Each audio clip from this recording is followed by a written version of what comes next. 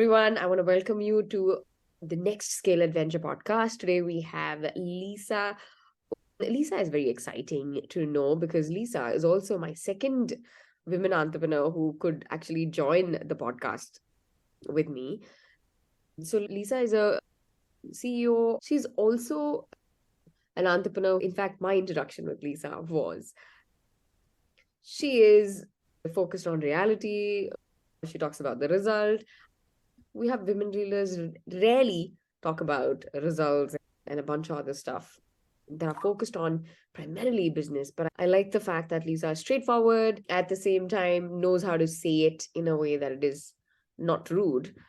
Lisa, these are all my observation, and you may be like, wait, when did we give this introduction? So Lisa is a CEO at DLZP Group. They are a cloud company, they're a technology company. Lisa, maybe you can tell us, what do you do, what DLZP does? If you can give an introduction, who do you work with? Just briefly. Sure. So to put it in plain English, what we do is we utilize the latest trends in technology to solve our customers' problems. So it gives them better ROI on their computer needs. We look at all the latest trends, evaluate them, make sure we're giving the most cost-effective solution.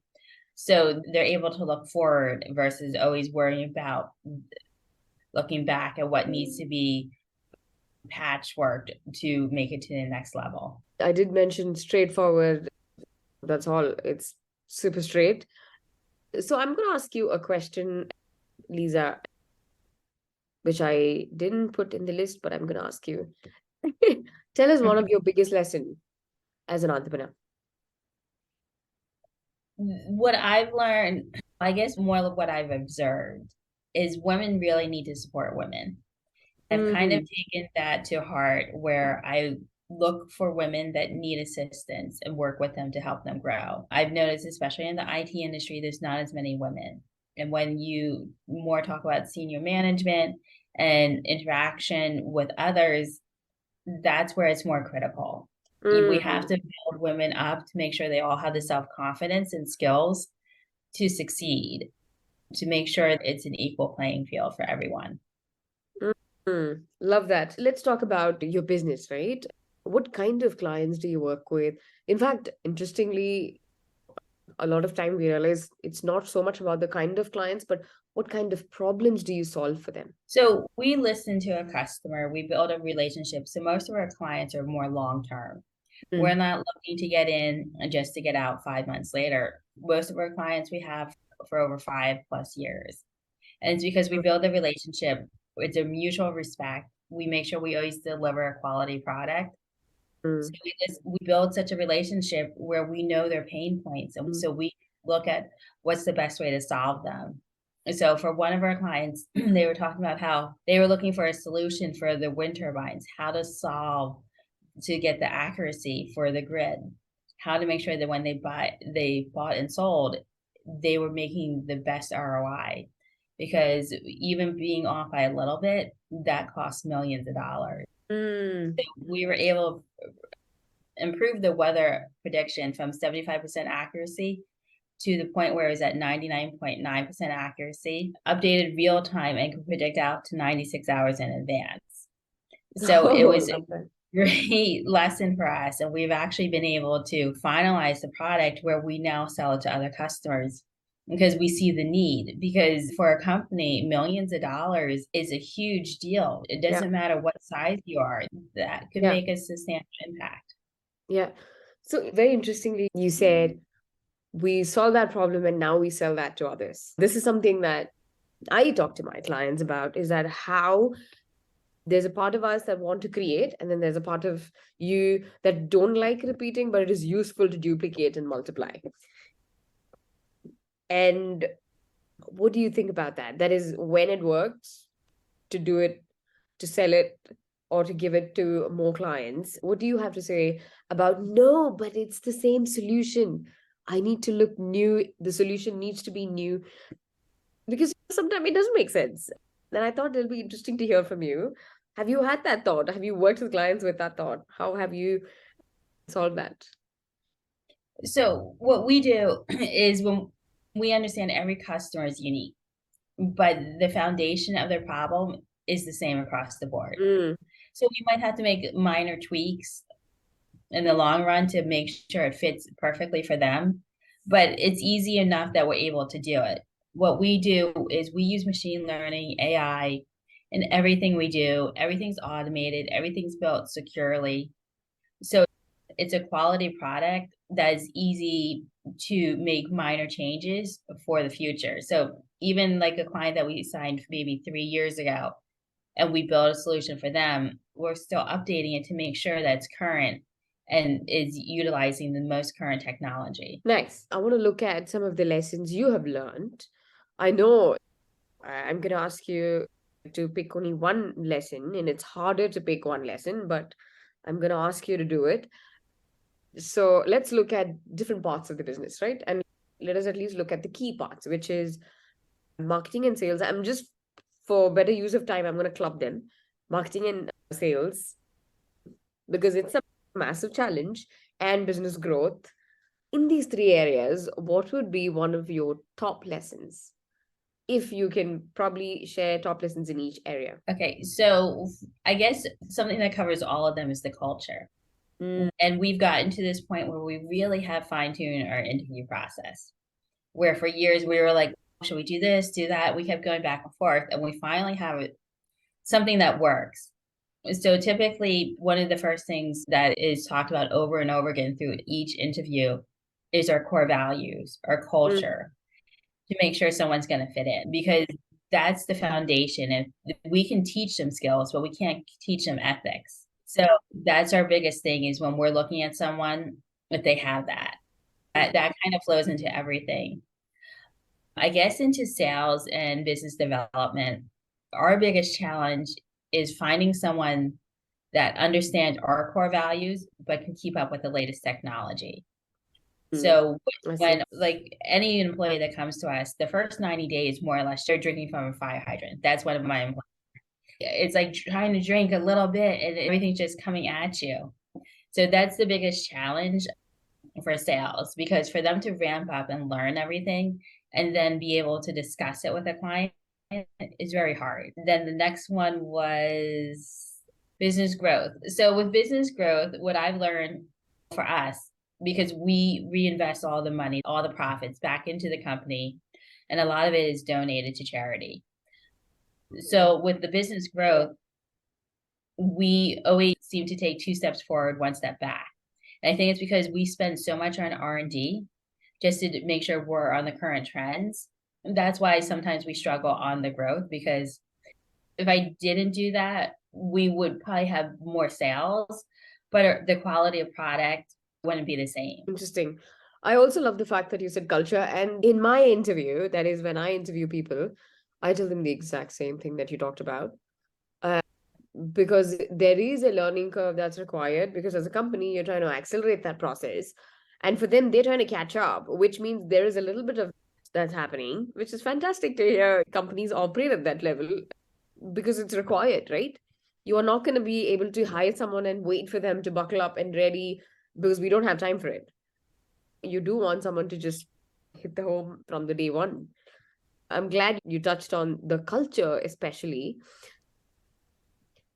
Talking about culture, I have asked you this question in the list. Hiring has become the biggest challenge, because to some extent, I've noticed the challenge hasn't been in keeping the people, it has been really hiring. But it's also a little bit of a situation right now, because we do have people without jobs, a lot of people without jobs, and we're not able to hire the right fit. There's something going on here. And what have you noticed? What are some of your lessons in hiring? How do you hire? We, as I mentioned, culture is always talked about, but we're also evaluating the person.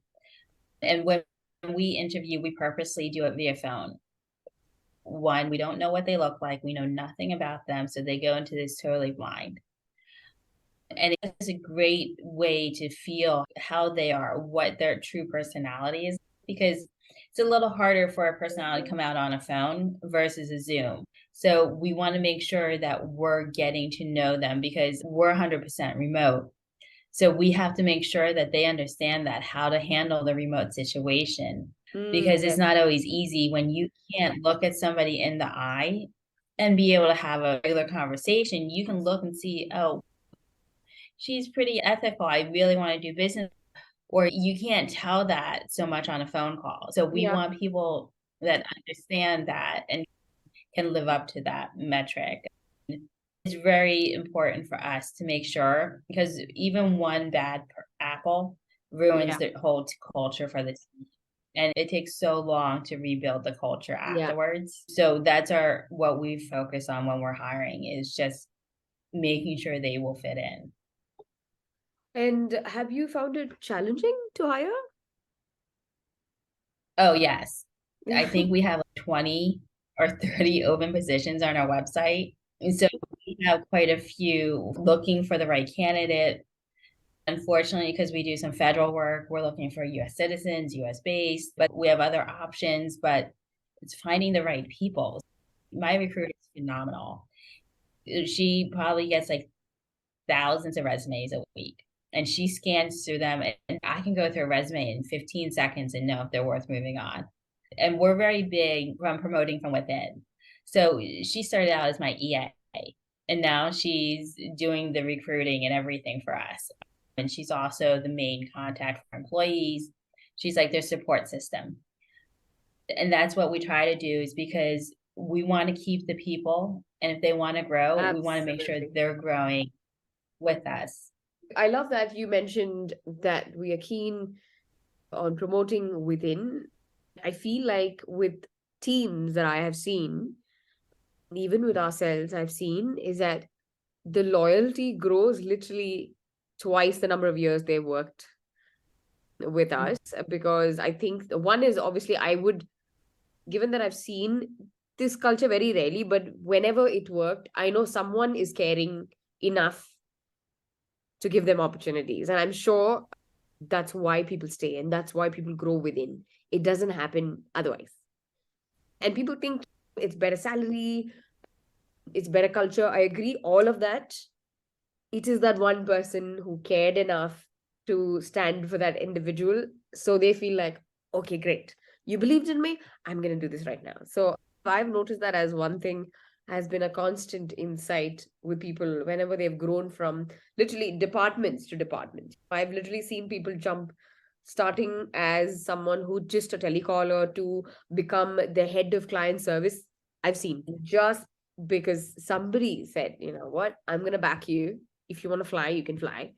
I think that's incredible to hear you guys do something very similar. My last question, this is for your potential audience. Because you talked about research, you talked about how do you consolidate and give them the insight and tell them exactly what works and for them to do it.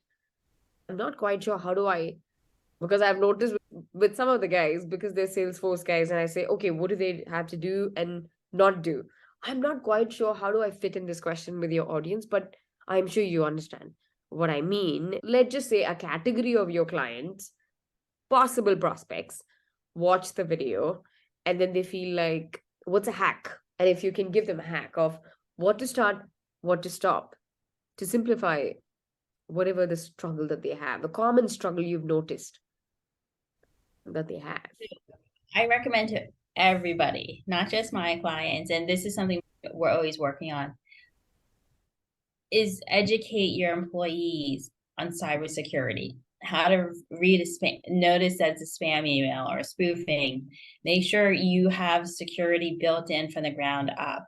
So we kept seeing this over and over again. So we built a solution for businesses where it can work from just for a small mom and pop all the way up to some of the large companies, where the security is embedded in for everything, for email, for the websites, and it just tracks everything, make sure everything is secure. Because we kept seeing so many of our customers come to us, oh, our email system's down because someone hacked us, or we're getting ransom emails. And it's not like they were doing anything wrong. It's Mm, just that they're getting smarter nowadays, the hackers, and everybody just has to be careful. okay, it's a great advice. What could they do right away? First thing is, there's so many courses out there, start taking them. They can always reach out to me. and we can give them even the basic foundation. We can show them some of the power, like some of the solutions that we offer for free. And then if they need more services, like we're working with a client right now where I need something to cover everything, but I don't have a big budget. You're the perfect client because we're not doing this to make 150% on the product. We just know what customers need and we're trying to help solve it for them, because I really hate to hear when someone's email has been hacked or they keep clicking on these links and don't understand what's going on. Their computer shuts down or is frozen, because it's very hard as a business owner to see Yeah. that. You don't want somebody, it's like when you see somebody out there struggling, you want to go and help. And that's what this is. Okay, this is a new question. My last question, trust me. I keep hearing you saying give, help someone. It's important to reach out and help. There's a lot of, I don't know if it's real, if it's as I'm thinking or observing, there's a lot of aspect of impact in your words. Do you all do anything outside business to do impactful work? Because this is how my husband talks. He's always talking impact. And in fact, we have an NGO that we run in India. We help other NGOs grow and stuff like that. We don't make money out of it, and all that we charge goes into our team members who run that project.